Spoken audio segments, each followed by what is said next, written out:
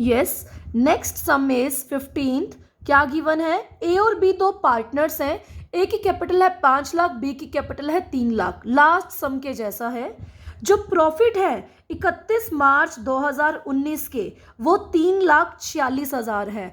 Before allowing interest on partners loan, partners के loan से पहले, तो देखो पार्टनर का लोन आ गया, पार्टनर के लोन के लिए बनाते हैं प्रॉफिट एंड लॉस अकाउंट, ना कि profit and loss appropriation. Partner के लोन के लिए कौन सा अकाउंट बनाओगे? Profit and loss account. यहाँ पे डेट लिखेंगे 31 मार्च 2019। ओके, देखिए क्या दे रखा है हमारे पास। प्रॉफिट्स दे रखे हैं 3,46,000, 3,46,000। सबसे पहले इंटरेस्ट ऑन लोन निकालिए, क्योंकि interest on loan profit and loss account से चार्ज किया जाता है।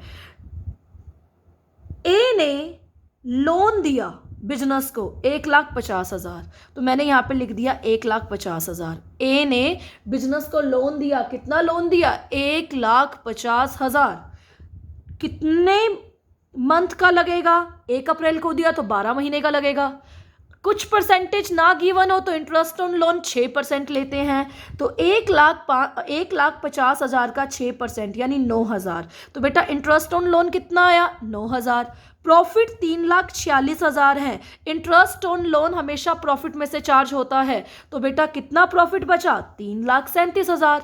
इस प्रॉफिट को हम ट्रांसफर करेंगे प्रॉफिट एंड लॉस एप्रोप्रिएशन में। किसमें चार्ज करेंगे? प्रॉफिट एंड लॉस एप्रोप्रिएशन में। ये प्रॉफिट ट्रांसफर हो जाएगा प्रॉफिट एंड लॉस एप्रोप्रिएशन में। तो लिखेंगे, यहां लिखा ना to profit transfer to profit and loss appropriation, और यहां लिखा बाय नेट प्रॉफिट अकाउंट। कहां से आया? प्रॉफिट एंड लॉस अकाउंट से आया। उसके बाद चेक करते हैं, interest on capital 5% per annum है, तो 5 लाख की कैपिटल है ए की, 5% यानी 25,000। बी की कैपिटल 3 लाख है, 5% इंटरेस्ट यानी 15,000। Is this clear? Very easy. Interest on capital.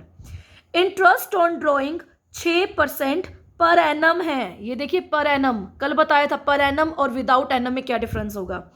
तो बेटा ड्रॉइंग कितनी है?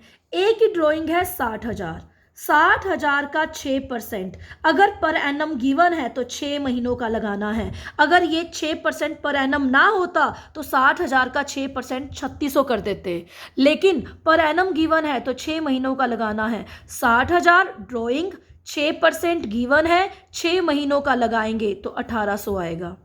और ये देखो बी की ड्रॉइंग 40,000, 6% गिवन है, 6 महीनों का लगाएंगे क्योंकि पर एनम गिवन है तो 1,200। तो हमारे पास इंटरेस्ट ऑन ड्रॉइंग कितना आ गया? 3,000। और इंटरेस्ट ऑन ड्रॉइंग इनकम होती है, तो बेटा 3,40,000 आया यहाँ पे। उसके बाद बी को कमीशन मिलता है, B is to be allowed a commission, B को कमीशन मिलता है 2%। किसका? सेल का। सेल है 30 लाख, 30 लाख का 2% 60,000। इसने बोला बी को कमीशन मिलता है 2% on sale, and sale worth 30 lakh, sale worth 30 lakh. 30 lakh की सेल है, 30 लाख का 2% 60,000। उसके बाद 10% डिविजिबल प्रॉफिट। बेटा फर्क आ जाता है, अगर ये डिविजिबल प्रॉफिट ना आता तो मैं क्या करती?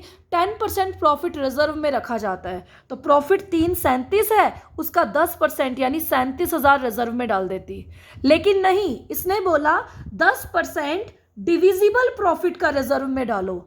अब दिमाग में क्वेश्चन आता है डिविजिबल क्या होता है? तो बेटा देखो डिविजिबल क्या होता है, इन सारी चीजों को भूल जाओ। अब देखो प्रॉफिट कितना बनता है, टोटल 3,37,000 प्लस 3,000 यानी टोटल प्रॉफिट 3,40,000 इनकम है टोटल।